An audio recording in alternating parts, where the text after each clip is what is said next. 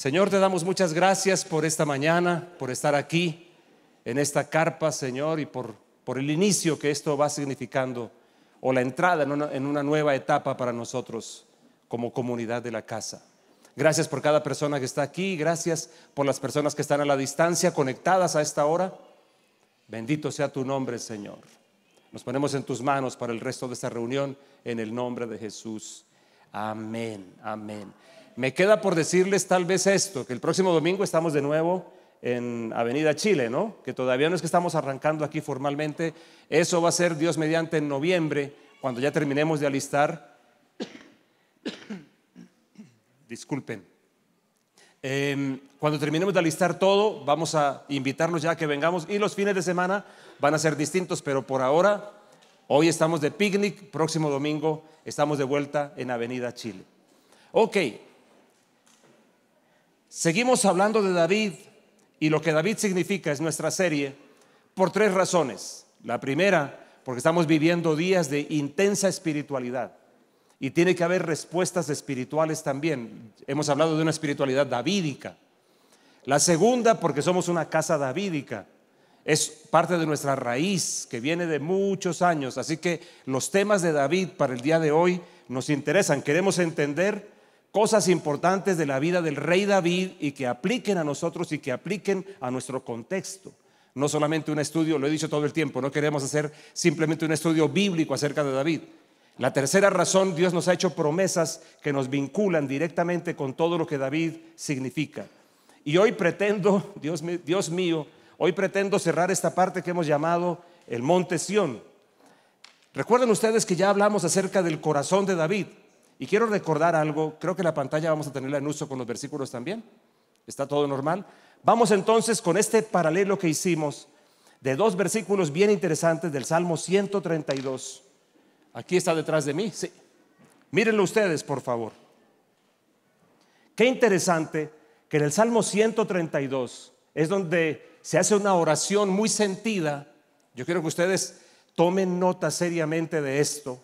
Una oración muy sentida del rey David o de Salomón, porque hay alguna duda de si este salmo era del uno o era del otro. Yo creo que de alguna manera refleja el corazón de los dos, el corazón davídico. Oh Yahvé, levántate al lugar de tu reposo. Recordarás que te dije la semana pasada que con todo y lo extraño que pueda sonar, Dios está buscando un lugar para descansar, un lugar de reposo. Y no voy a devolverme a lo que ya te compartí.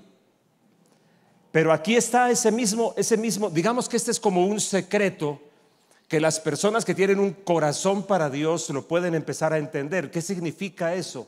De un lugar de reposo, un lugar donde Dios quiere descansar. Tal vez sea bueno recordarte que lo que estoy diciendo no está tan salido de lógica bíblica, porque de hecho, cuando Dios termina la creación, dice la Biblia, que el séptimo día Dios descansó. Y allí entra el asunto del descanso, y Dios también buscando descanso con todo lo que sea que eso signifique. Aquí está el rey David diciendo: levántate al lugar de tu reposo, así tú como el arca de tu poder, vístanse tus sacerdotes de justicia y griten de júbilo tus santos. Por amor de David tu siervo, no hagas volver el rostro de tu ungido. Salmo 132. Lo interesante es que en Segunda de Crónicas, cuando está Salomón dedicando el templo, cuando por fin lo construyen, miren parte de su oración. Versículo 41 de Segunda de Crónicas 6 dice: y ahora levántate, oh Yahvé Elohim. ¿Lo pueden decir en voz alta la siguiente frase? Lo mismo del Salmo. Qué interesante. Levántate al lugar de tu reposo. En el corazón de Salomón, él tenía el pensamiento de que era el templo, el lugar de su reposo. Dios empieza, como lo veremos ahora en el mismo Salmo, Dios muestra que es mucho más que el lugar físico. Ya lo vamos a mirar. Tú y el arca de tu poder, vístanse de salvación tus sacerdotes, oh Yahvé Elohim, y regocíjense tus siervos piadosos, oh Yahvé Elohim. No rechaces el rostro de tu ungido, recuerda las misericordias para con David tu siervo. Qué tema interesante este. El lugar de reposo es la segunda cosa que debería quedar muy clara para nosotros. Un lugar de reposo. Debo decirte algo en el tema de la adoración. Todo ser humano tiene dos características que nosotros hemos convertido en descripciones como religiosas o algo parecido. Todo ser humano es un creyente. Todo ser humano cree en algo. A veces se habla de los que profesan fe en Dios como de creyentes, inclusive en una forma despectiva, para poder decir: esta gente no tiene cerebro, como decía el mismo Josh McDowell en su libro Evidencia que exige un veredicto. Cuando hace la introducción del libro, él dice: yo pensaba que los cristianos tenían dos cerebros. Uno se les había perdido y el otro lo andaba buscando, decía él. Así que gente que no piensa, que no entiende, irracional, y por eso cree en estas cosas. Bueno, el asunto ha girado tanto que hoy hay tantos tipos, tanta clase de creencia y tantas profesiones de fe en las que uno necesita mucho estar parodiando esto, mucho más descerebrado que uno que cree en Dios para creer en otras cosas. El tema es: todo ser humano es un creyente. Todo ser humano escoge en qué creer. Todo ser humano pone su fe en algo.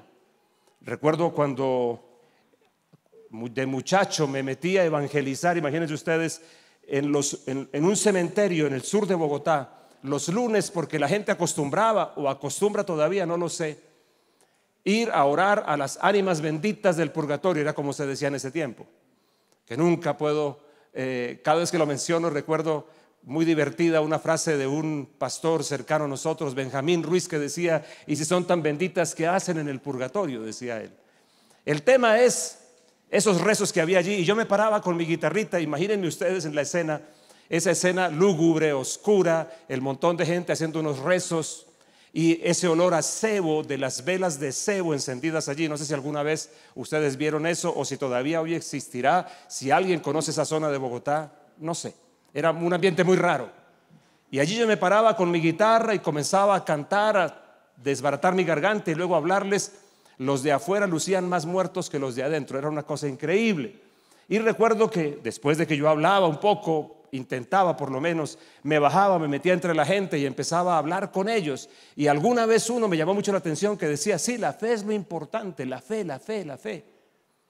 Y después de un rato de insistirme en esto, le dije: ¿de cuál fe me habla usted? Yo le hablo de fe en Jesús. Él me decía: la fe, la que sea, lo que sea, no importa.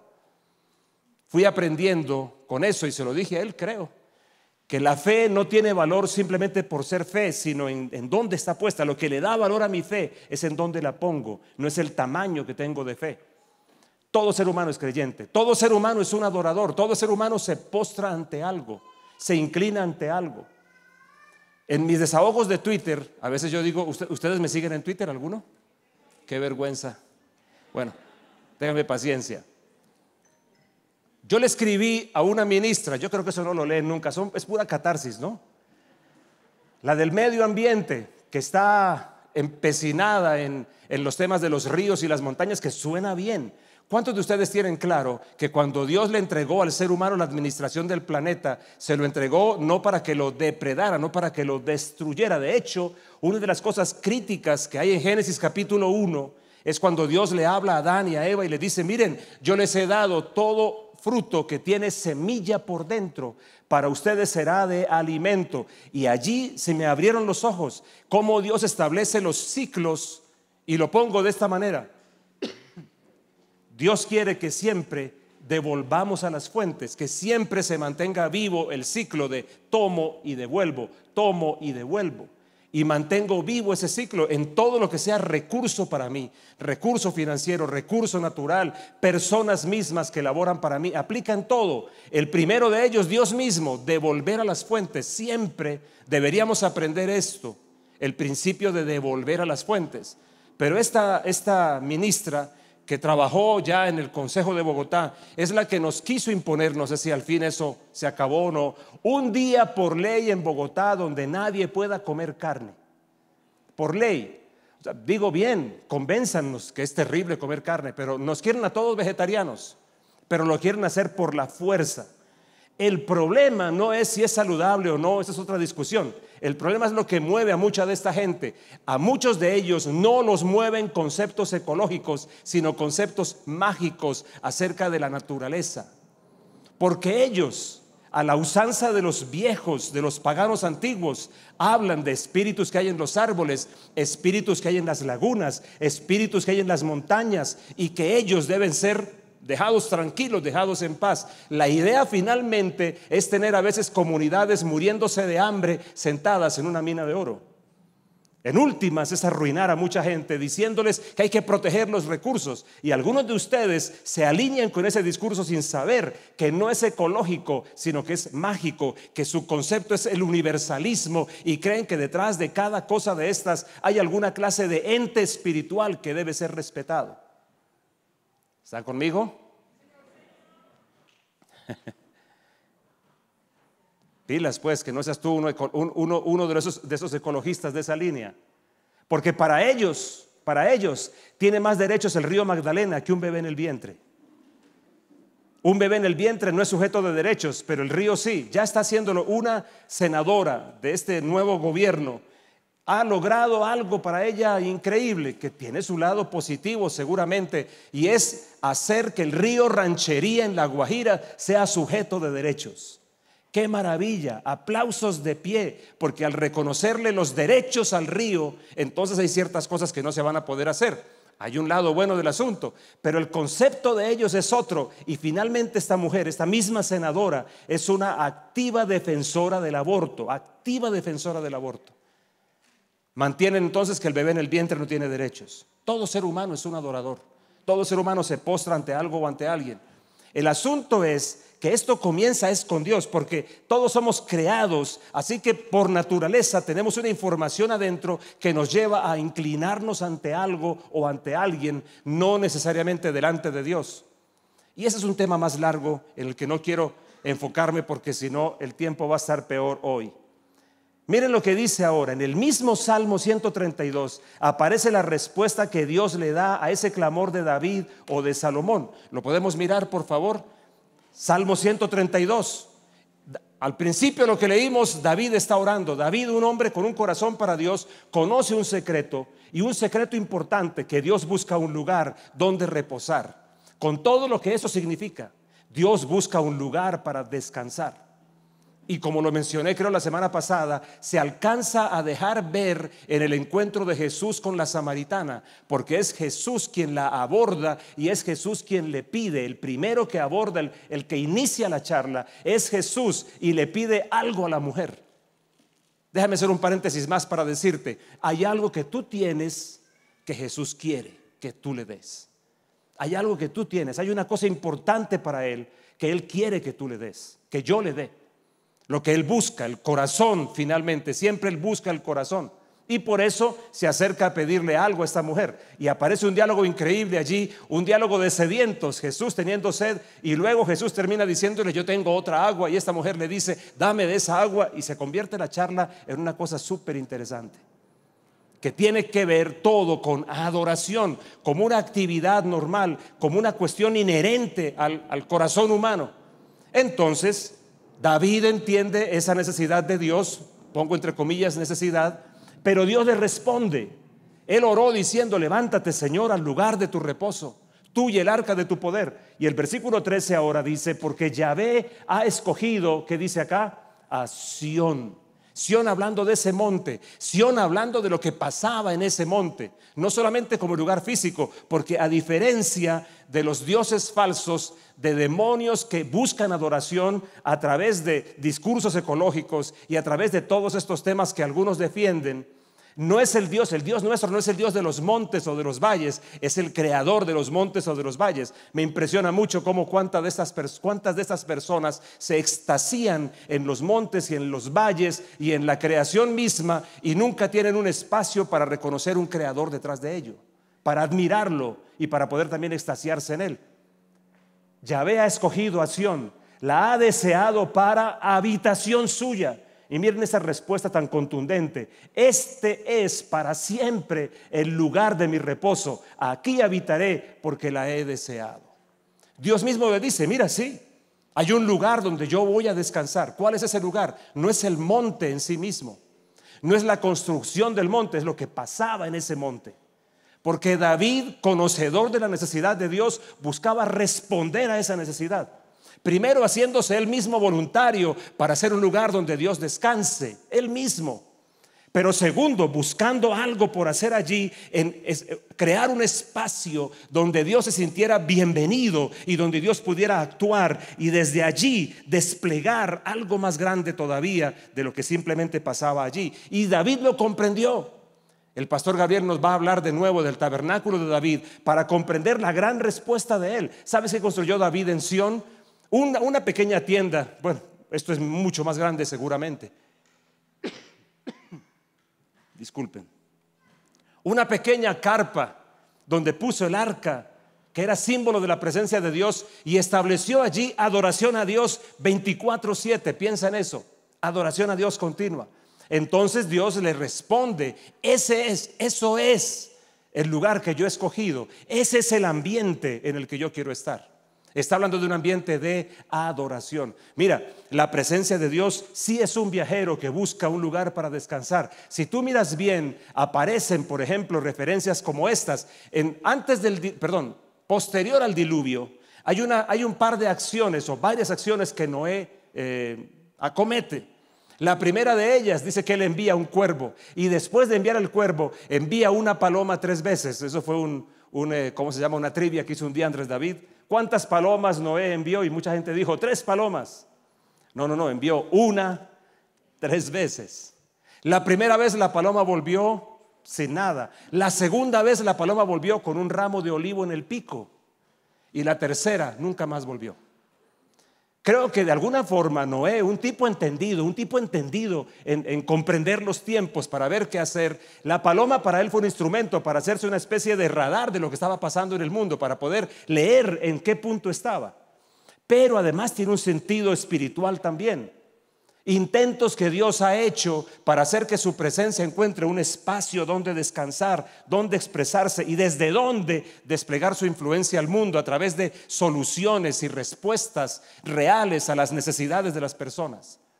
La primera con Adán, pero fracasó. Se me parece a la primera salida de la paloma, que vuelve sin nada en el pico. La segunda con Moisés y su famoso las tablas de la ley y la ley completa que Dios les dio, la ley mosaica. Creo que se parece a la paloma con un ramo de olivo en el pico.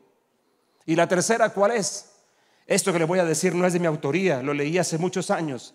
La tercera, decía alguien, la tercera vez la paloma no volvió más, porque aparece luego, es descendiendo sobre la persona de Jesús, como diciendo que a través de Jesús ahora se establecía un lugar definitivo de habitación para Dios en medio de los seres humanos.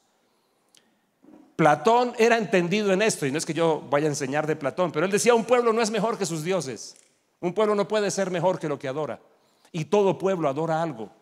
Todo pueblo adora a alguien.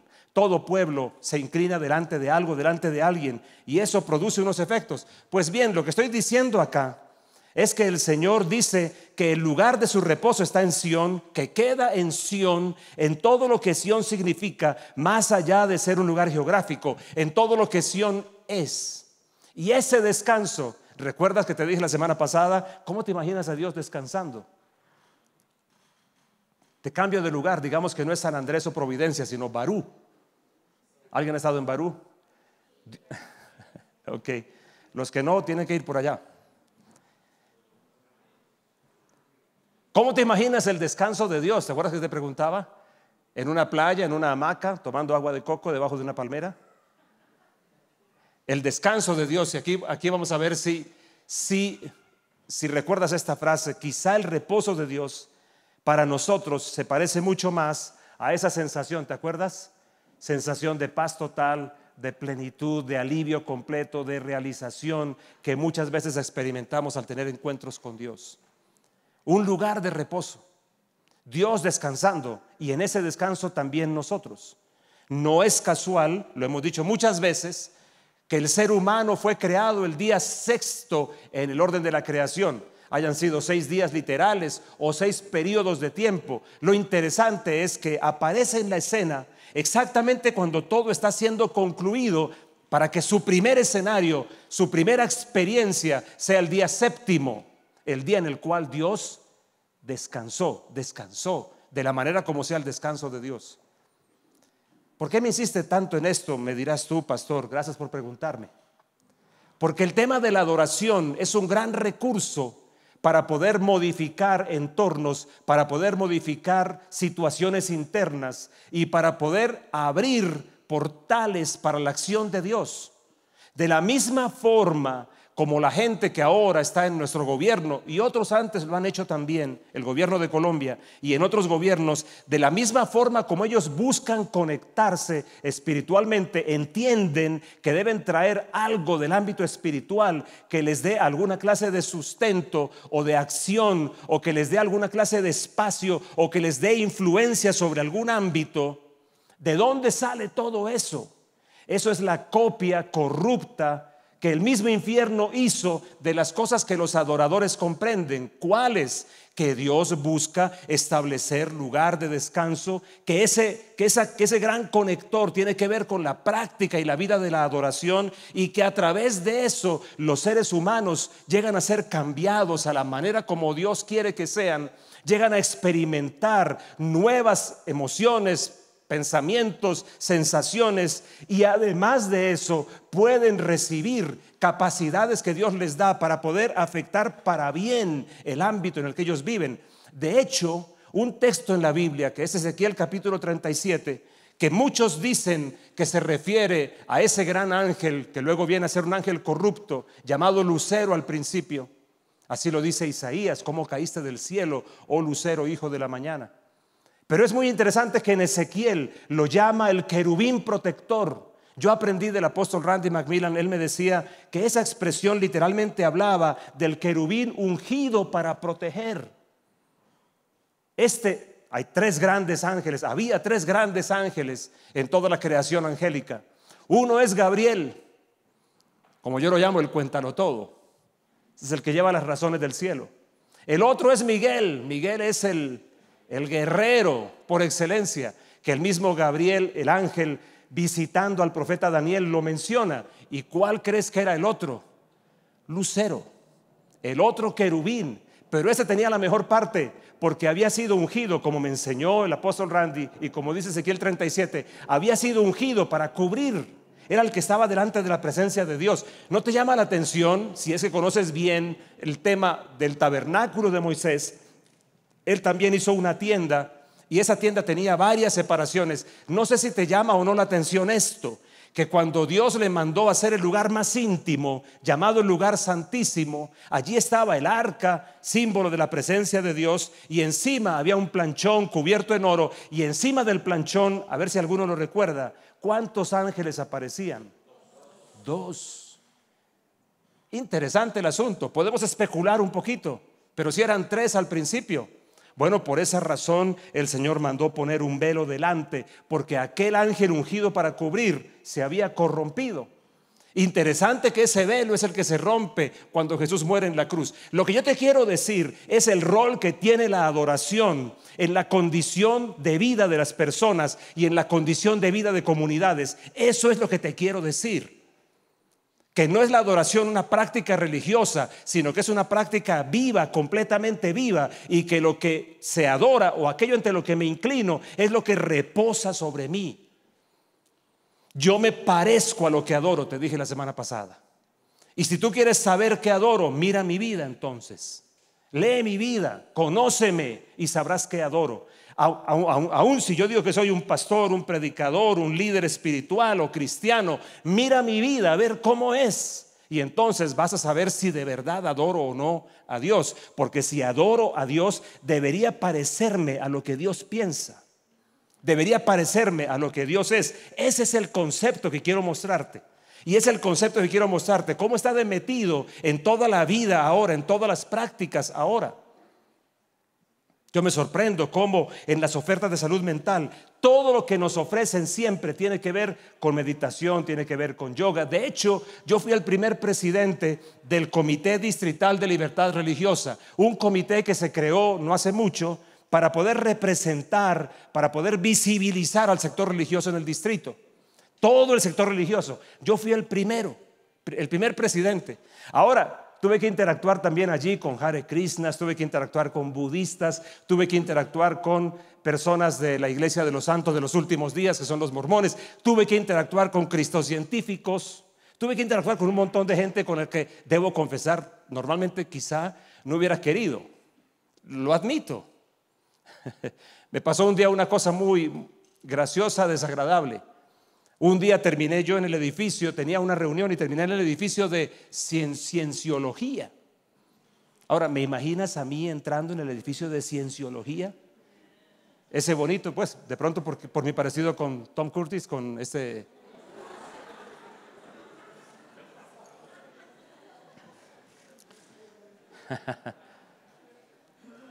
Estuve allá en mi reunión, incómodo, no lo voy a negar, incómodo porque hay un asunto espiritual en la mitad que yo no puedo negar. Y cuando salí diciendo: Señor, que no aparezca nadie conocido por aquí, por favor. Sería lo peor que me puede pasar. Salgo y en la puerta, un compañero de esos de la promoción de la que yo me gradué en 1977, ¿tú puedes creerlo? Y eso de que uno cuando sale de un lugar así siempre sale dando explicaciones, ¿no? Él me miró como: ¿por qué me está explicando todo eso? Pero para mí era importante explicárselo. Era como: yo estaba aquí porque es que yo soy esto y es todo un discurso para explicarle todo. ¿Por qué crees que esta exconcejal y ahora ministra nos quiere imponer que no comamos carne? Le preocupa mucho solamente la carne, le preocupa solamente el daño para la salud, le preocupa solamente el CO2 que las vacas dicen que producen. No, hay un contexto espiritual detrás. Le preocupan mucho los ríos a ellos, sí les preocupan parcialmente, pero no es lo único. Cuando vivíamos en Chía, recuerdo hace muchos años, un día haciendo una replantación de árboles, había una mujer que había llegado de Europa, y ustedes saben que todo el que viene de Europa, uno dice que es superior. Yo no sé de dónde sacamos eso, pero es superior. Y entonces la señora de Europa, cuando vio que yo estaba moviendo un arbolito para llevarlo, me dijo: no, Edgardo, tú no puedes hacer eso. Y yo: ¿y por qué no? Tú tienes que hablarle al espíritu que está allí también y pedirle permiso. Pídele permiso para poder mover el árbol. Yo: ok. Igual lo haré. Yo no, ¿por qué le voy a pedir permiso? ¿No te parece que es demasiado cinismo para ser solo cinismo el hecho de que te defienden un árbol y te atacan un bebé en el vientre? ¿No te parece que es el colmo de la ¿cómo se llamaría? De la contradicción. Eso revela que hay algo más detrás, más allá que los derechos de un río, más allá de los derechos de un árbol. El principal animalista en la Biblia es Dios mismo. ¿Qué fue lo que le dijo el Señor a Noé? Vas a hacer un arca, voy a acabar con todo. Pero ¿sabes qué, Noé? Tenemos un problema. Hay que salvar a todas las especies. Fue Dios el primero. Te voy a ayudar, te voy a meter 2 de cada especie, ¿no? Yo creo que la ideología de género en ese tiempo habría dicho: no, tiene que meterle todas las variables de cada género. Entonces, no solamente macho y hembra, sino medio macho, medio hembra, macho variable, hembra variable, y pues todas las cosas que la ideología de género nos dice ahora, ¿no? Disculpen, no quiero con esto agredir, no quiero con esto, bueno, sí quiero burlarme un poquito. Sí, esa parte la admito, quiero burlarme un poquitico, porque hay mucha estupidez detrás. Y a veces nos quedamos mudos ante tanta tontería, como si estuvieran diciendo la gran cosa. Que no, que ya no es XX y XY lo que define, pero si la ciencia ha dicho toda la vida que eso es lo que define, no, que ya no. Que ya no es el útero, o bueno, no menciono lo demás porque mis nietos escucharon un día lo que dije acerca del, ¿cómo es que debo decir, hijo? El miembro masculino, o las partes íntimas masculinas, porque lo dije de otra forma y eso fue un lío.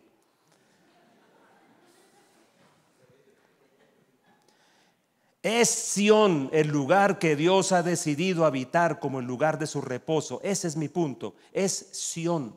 Pero lo que Sión significa, pero es que no se te puede olvidar una cosa, que David fue adorador por excelencia, fue la esencia suya, pero David se convirtió en rey. Y no se puede olvidar que hay un diálogo total entre el asunto de adoración y gobierno. No se te puede olvidar lo que mencionamos de la tentación de Jesús, cuando el diablo mismo le ofrece poder y gobierno a cambio de rey, a cambio de adoración. No se te puede olvidar que cuando está hablando, por ejemplo, Ezequiel 37, que no terminé de explicarte esto, cuando se habla, como muchos creen que se habla acerca de Satanás mismo, dice me confundí Isaías en este caso. Dice: a causa de tus mercaderías te corrompiste. porque está diciendo, tú eras perfecto. Al parecer, Lucero era el ángel adorador, era el ángel más bello y el más cercano, y es el que se corrompe. Y al corromperse él, empieza a hacer toda una serie de mercaderías. ¿Qué comerciaba? ¿Qué negociaba? Lo mismo que le ofreció a Jesús: adoración a cambio de poder, adoración a cambio de influencia, adoración a cambio de territorios, porque hay un vínculo indudable entre lo que un pueblo, una persona adora y toda la realidad que empieza a rodearle. Si vamos a la India, no he ido nunca, pero he leído de eso y he escuchado muchos. En muchos lugares mueren de hambre mientras están haciendo reverencia a sus vacas sagradas. ¿Y tú crees, por ejemplo, que eso, tú creerías que eso realmente viene de Dios? ¿Tú creerías que Dios te quiere pobre y miserable con tal de que la vaca, objeto de tu adoración, mantenga la vida? ¿Sabes que, por ejemplo, en Cuba, la bella Cuba, si tú matas a una persona, pagas menos cárcel de la que pagarías por matar una res? ¿Sabías que allí no puedes comer sino si estás invitado por algún turista para poder participar, porque se vuelve como una especie de manjar? Quiero decir, detrás de esas realidades políticas e institucionales hay otros asuntos. Eso es todo lo que estoy diciendo. Y David, para ser rey, su primera cosa que entendió, o la primera experiencia que él vivió, fue el ámbito de adoración. Y cuando él logró conquistar Sión, porque ese fue el último reducto donde estuvo un grupo llamado los Jebuseos, cuando David conquista ese lugar, ¿qué es lo llamativo que hace allí? Levantar un espacio de adoración continua delante de Dios, porque él sabía que de allí vendría la fuerza de su reino y que desde allí podría construir un reino estable. Y tan así fue que Dios le hizo la promesa que de allí, que de él y desde esta experiencia, se levantaría un rey que permanecería para siempre, hablando proféticamente de Jesús. Pastor, ¿qué tiene que ver entonces esto con lo que estamos hablando? Bueno, que hoy es más fácil decirlo que en mi tiempo cuando era muchacho, que hoy todo el mundo entiende la conexión que hay entre la experiencia espiritual y las realidades sociales, institucionales, familiares que las personas viven. Ese es mi punto. Y que David se levanta como un gran rey, siendo un muchacho que no mostraba las habilidades de un rey a ojos de la gente. Tú recordarás que cuando el profeta Samuel, si has leído el relato, guiado por Dios a la casa de Isaí, porque Dios le dijo, allá está el rey. Cuando él llega y guiado por la tradición normal de su pueblo y sus creencias, ¿qué es lo primero que hace? Pedir que al hijo mayor se lo lleven, y empiezan del mayor al menor a desfilar todos los hijos de Isaí delante de Samuel, y él escuchando al Espíritu Santo que le decía, ese no es, ese tampoco es, ese tampoco es, y pasaron todos. Que inclusive se hacen especulaciones al respecto de por qué viene lo que le dice luego el diálogo siguiente, que te lo voy a contar. Cuando entonces Samuel le dice a Isaí, óyeme, pero estos son todos tus hijos. ¿Y qué responde Isaí? Bueno, no, queda uno, pero aquí estoy yo metiéndole mis cosas, ¿no? Pero no, ese no puede ser. Es que es un muchacho, es que es pequeño, es que se la pasa cantando. El pelado llora mucho inclusive. Y yo por eso lo mandé a cuidar las ovejas. Ese no puede ser un rey para Israel. Y entonces Samuel le dice, ¿sabes qué? Llámalo, porque quiero verlo, necesito verlo. Y cuando llega y el Espíritu Santo le dice a Samuel, ese es, así como en los reinados, ¿no? Ese es. Y le tira encima entonces la unción. ¿Cómo puede ser? ¿Qué clase de pensamiento, qué clase de lógica tiene Dios? La correcta, que de las conexiones espirituales proviene todo lo demás. Ideología, estructuras sociales, estructuras familiares, todo se desprende de allí, todo absolutamente. Por eso, ese es el lugar de reposo de Dios, Sión. Y en Sión se levanta la fuerza del reinado de David. Ese es el lugar de su reposo. Y ahora, Pastor Gabriel, yo tengo una vergüenza creciente contigo, porque nada que logro terminar este bendito capítulo, porque me falta lo más importante. Me falta lo que Dios prometió que haría en Sión, que es súper interesante. Un porqué mayor para nosotros de por qué ser un pueblo que comparta la experiencia davídica. ¿Cuál? Un corazón para Dios, un corazón de adorador. A nadie se le puede olvidar que David se equivocó gravemente alguna vez. Sin embargo, él fue llamado el hombre según el corazón de Dios, porque evidentemente algo había claro en él, que es lo que estoy tratando de dibujarte todo el tiempo. Y él lo llevó a cabo en el monte Sión. Y desde el monte Sión se establece una influencia de gobierno que perdurará para siempre, porque Jesús vino de la línea de David como el cumplimiento definitivo de la promesa que Dios le había hecho. Esto es increíble. ¿Quieres una buena experiencia de vida? ¿Alguien la quiere? Condición interna. ¿Quieres una experiencia buena de familia? ¿Quieres ser una persona de influencia para soluciones? Yo creo que muchos de ustedes, sobre todo los más jóvenes, vienen con ese anhelo. Es que cuando uno es joven hay una parte de la información inherente a ser joven que es querer cambiar las cosas. ¿Quieres tú ser parte de respuestas y soluciones? Porque es que no se nos puede olvidar que el corazón de David, de adorador, generó un reino, produjo un reino con ciertas características, con un diseño que nos va a hablar mucho acerca de lo que Dios quiere hacer con nosotros. Bueno, creo que es tiempo de terminar. Pónganse de pie, por favor. Allá en tu casa también. Ya te había dicho que estábamos pasados de tiempo desde que empezamos la reunión hoy. Ninguno trajo tinto, ¿no? ¿Sí? ¿Sí trajeron tintico? Me encanta eso, porque es como decirles: vengan, vamos a sentarnos en la sala de la casa a tomarnos un café. Hagamos 2 oraciones, si ustedes me permiten, para terminar. Después podrán ir por sus almuerzos, traerlos aquí si quieren, o si los trajeron, pues compartirlos acá, porque viene la premier de la película. Se me olvida el nombre otra vez. No, José, no, sí, José, ya me acordé de ti. Vuelve, José. José, qué bien, qué bien. Si tú estás acá y no le has dado aún tu vida a Jesús, yo quiero abrir la puerta para que eso pase. Un minuto nada más. Una oración que tú puedas hacer conmigo, diciéndole: Jesús, yo quiero que tú entres en mi corazón. O estás a la distancia viéndonos y no lo has hecho, porque todo el tema es este: o yo adoro a Dios o adoro a alguien más, punto. Pero delante de algo siempre estaré postrándome.